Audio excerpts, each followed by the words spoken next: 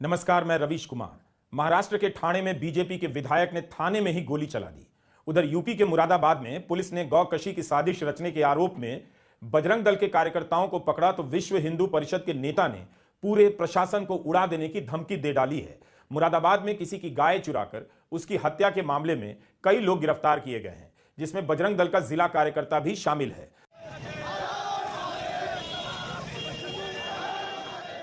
मुरादाबाद में विश्व हिंदू परिषद के नेता पूरे थाने को सस्पेंड कर जेल भेजने की बात कर रहे हैं, पूरे प्रशासन को उड़ाने की धमकी दे रहे हैं। आज पूरे दल बल के साथ पहुंच गए और हनुमान चालीसा का पाठ करने लगे। ये लोग प्रशासन को ज्ञापन देना चाहते थे, मगर यहां रैली जैसी स्थिति हो गई। ऐसा गजब का राम राज्य आएगा हमने नहीं सोचा था। बजरंग दल के कार्यकर्ता को गिरफ्तार कर मुरादाबाद पुलिस ने बड़ी चुनौती मोल ले ली है। क्या मोनू बिश्नोई को पुलिस दबाव में छोड़ देगी या योगी आदित्यनाथ अपने पुलिस के इकबाल का बचाव करेंगे? आखिर कोई प्रशासन को उड़ाने की धमकी कैसे दे सकता है? इस केस की सीबीआई इंक्वायरी होनी चाहिए।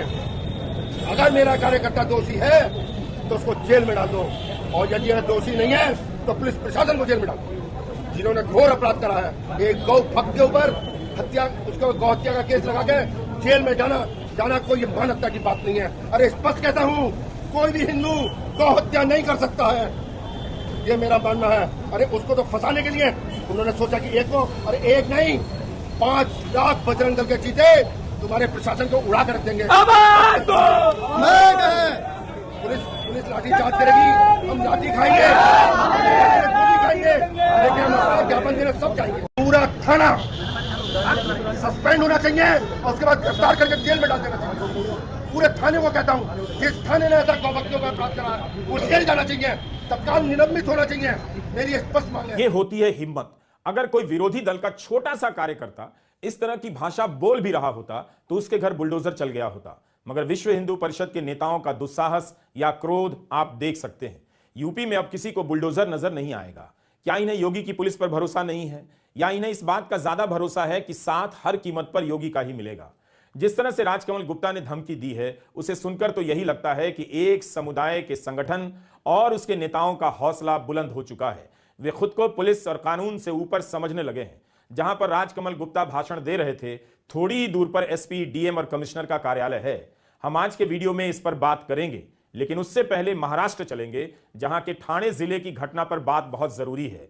जिस तरह से बीजेपी के विधायक ने थाने में बैठे लोगों पर गोलियां चलाई हैं, हैरान करने वाला है। सामना ने सीसीटीवी का वीडियो अपने ट्विटर हैंडल पर डाला है। कई और लोगों ने इस वीडियो को ट्विटर पर डाला है। हम उस वीडियो की पुष्टि तो नहीं कर सकते, ना पूरा वीडियो दिखाना चाहेंगे। चंद सेकंड में ही पता चल जाता है कि वहां क्या स्थिति थी, मगर उसमें साफ साफ दिख जाता है कि 3-4 लोग थाने के भीतर कुर्सी पर बैठे हैं। विधायक गणपत गायकवाड़ भीतर आते हैं और गोलियां चलाने लग जाते हैं। उसके बाद हाथ से भी मारते हैं। बाद में एक चैनल से फोन पर इंटरव्यू में कहते हैं कि आत्मरक्षा में गोली चलाई क्योंकि भीड़ ने उनके बेटे के साथ धक्का मुक्की की। मगर यह घटना थाने के भीतर हुई। अफसर के कमरे में विधायक जहां गोली चला रहे हैं, वहां पर भीड़ जैसी स्थिति नजर नहीं आती है। जिन पर गोलियां दागी गईं, वे सभी शांति से सर नीचे कर कुर्सी पर बैठे नजर आते हैं। तो इस तरह दुस्साहस आसमान छूने लगा है। सत्ता का अहंकार इतना कि गणपत गायकवाड़ गोली निकालकर चलाने लग जाते हैं। यूपी में बजरंग दल अपने कार्यकर्ताओं के समर्थन में उतर आया है। विश्व हिंदू परिषद भी कह रहा है कि पूरे थाने को जेल भेजा जाए। इस तरह से देखिए तो महाराष्ट्र में बीजेपी का विधायक थाने में पिस्टल चला रहा है। मुरादाबाद में विश्व हिंदू परिषद के नेता प्रशासन को उड़ा देने की धमकी दे रहे हैं। क्या आपको लगता है कि देश में राम राज्य ऐसे ही आएगा? इन दो घटनाओं के जरिए आप यह भी देखेंगे कि राष्ट्रवाद और राम राज्य के बैनर तले कैसे कैसे तत्व सक्रिय हो चुके हैं। गणपत गायकवाड़ का आरोप है कि उनकी जमीन पर एकनाथ शिंदे की पार्टी के लोग कब्जा करना चाहते थे। दोनों के बीच जमीन को लेकर विवाद चल रहा है। महेश गायकवाड़ शिवसेना शिंदे गुट का नगर प्रमुख है। यह झगड़ा यहां तक कैसे पहुंचा, गणपत गायकवाड़ ने गोली कैसे चला दी, आप इस वीडियो में देखेंगे। गणपत गायकवाड़ 3 बार से विधायक हैं, कल्याण ईस्ट से।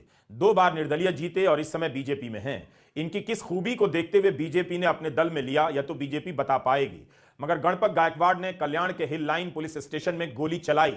अपने ही रिश्तेदार और शिवसेना शिंदे गुट के कल्याण के नगर प्रमुख को गोली मार दी। खबर है कि महेश गायकवाड़ को 4 गोलियां लगी हैं और उनकी हालत बेहद गंभीर है। उनके साथ राहुल पाटिल को भी एक गोली लगी है। वारदात के बाद पुलिस थाने से ही एक चैनल को दिए फोनों में बीजेपी के विधायक गणपत गायकवाड़ ने मुख्यमंत्री एकनाथ शिंदे पर बहुत गंभीर आरोप लगाए। प्रधानमंत्री से कहा कि उनसे इस्तीफा लें।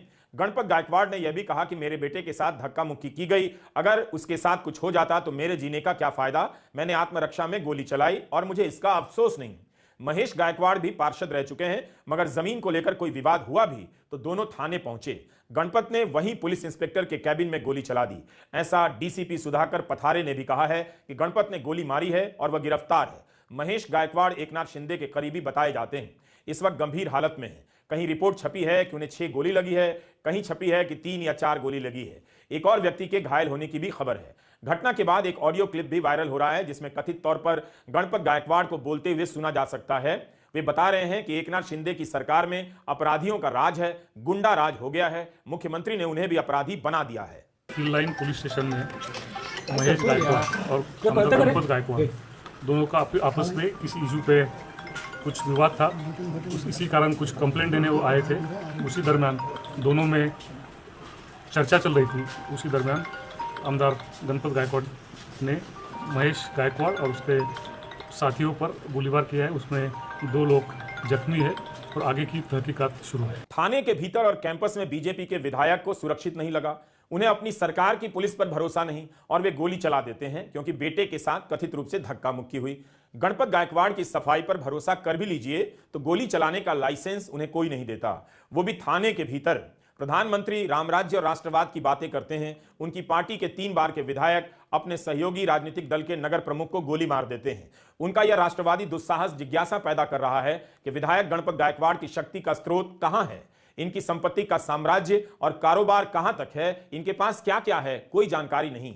मीडिया वहां तक हाथ नहीं डालेगा वरना बहुत से रिश्ते बिगड़ जाएंगे।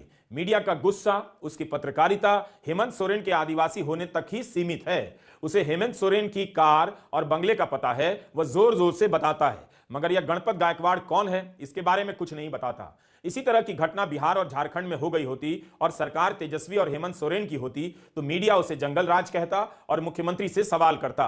मगर ठाणे की इस घटना को अपराध की सामान्य घटना के रूप में निपटाया जा रहा है। अगर बीजेपी ने अपने भीतर के लोगों के पीछे ईडी, सीबीआई को नहीं छोड़ा तो एक दिन अपनों के अपराध से वह बैठ जाएगी। पार्टी के भीतर ही लूट के माल के बंटवारे को लेकर गैंग वॉर शुरू हो जाएगा। बीजेपी का राष्ट्रवाद स्वर्णिम दौर में है। धर्म और राष्ट्रवाद के नाम पर अगर इसी तरह समानांतर सत्ता खड़ी होती रही तो पुलिस के लिए एक दिन काम करना मुश्किल हो जाएगा। उत्तर प्रदेश की यह खबर भी देख लीजिए, इसी संदर्भ में है और 1 फरवरी की है। अमर उजाला ने लिखा है कि बीजेपी के गोंडा से सांसद कीर्तिवर्धन सिंह पर डकैती का मुकदमा दर्ज हुआ है। यह मुकदमा पुलिस ने अपनी तरफ से नहीं बल्कि हाईकोर्ट के आदेश के बाद दर्ज किया है। इन पर गुरुद्वारे पर कब्जा करने, मारपीट और लूट के आरोप हैं। इस मामले में पुलिस के 2 अफसरों को जिला बदर किया गया है, यानी जिले से बाहर निकाल दिया गया है। पीड़ित गुरबचन कौर ने बताया है कि मनकापुर के मोहल्ला भगत सिंह नगर में उनका मकान व गुरुद्वारा है। 13 सितंबर 2023 को सांसद के समर्थकों के साथ मिलकर सुधीर सिंह और अरुण राय ने उस पर कब्जा कर लिया। पिछले साल जून में बीजेपी के एक और सांसद सुब्रत पाठक के साथ 52 लोगों पर मुकदमा हुआ था उत्तर प्रदेश के कन्नौज जिले में। यहां की मंडी समिति थाने में घुसकर पुलिस वालों को मारा गया था। थाने में पुलिस पीटी गई, बीजेपी के सांसद और उनके समर्थकों के हाथों। घटना के बाद एसआईटी का गठन भी हुआ, लेकिन अभी तक इस केस में क्या हुआ मुझे जानकारी नहीं। पुलिस को जानकारी देनी चाहिए। कार्रवाई के नाम पर मुकदमा दर्ज करने के बाद आगे क्या हुआ पता तो चले। क्या सांसद के खिलाफ कोई कार्रवाई हुई? उस समय की खबरों के अनुसार कन्नौज की एक पुलिस टीम ने भाजपा सांसद सुब्रत पाठक और उनके साथियों पर आरोप लगाया कि उन्होंने थाने में आकर हमला किया, गालियां दी। उस समय की मीडिया रिपोर्ट में छपा है कि कन्नौज की इस पुलिस टीम ने अपहरण के एक मामले में उन्नाव पुलिस की मदद की और कन्नौज के 4 लोगों की गिरफ्तारी करवाई। इन लोगों में कथित रूप से सांसद के लोग शामिल थे। पुलिस की खुद की शिकायत है कि सांसद सुब्रत पाठक ने फोन पर चौकी प्रभारी को धमकी दी कि दबिश टीम को वापस बुला ले, नहीं तो जला डालूंगा। उस समय एक वीडियो भी वायरल हुआ जिसमें सुब्रत पाठक कथित रूप से दारोगा को थप्पड़ मार रहे हैं। 7 पुलिस वाले उस हमले में घायल हुए थे। अब यह सब किसे याद है? बीजेपी के सांसद कानून हाथ में ले रहे हैं, विधायक थाने में गोली चला रहे हैं, तो कानून जब आरएसएस के दूसरे संगठनों पर हाथ डालेगा तब उसी पर आरोप लगने लग जाएगा। मुरादाबाद में पुलिस ने बजरंग दल के कार्यकर्ता को पकड़ा है जिस पर गंभीर आरोप है कि उसने कथित रूप से गौकशी करवाई ताकि इलाके में तनाव पैदा हो। पुलिस के पीछे खड़े इन नौजवानों ने यूपी की शांति व्यवस्था में आग लगाने का काम किया है। इनके नाम हैं रमन चौधरी, मोनू विश्नोई और राजीव चौधरी। मोनू विश्नोई मुरादाबाद बजरंग दल शाखा का जिलाध्यक्ष बताया जाता है। पुलिस का आरोप है कि एक थानेदार का तबादला कराने के लिए मोनू विश्नोई ने एक साजिश रची। पहले कांवड़ पथ पर गाय की खाल और सर फेंकवा दी।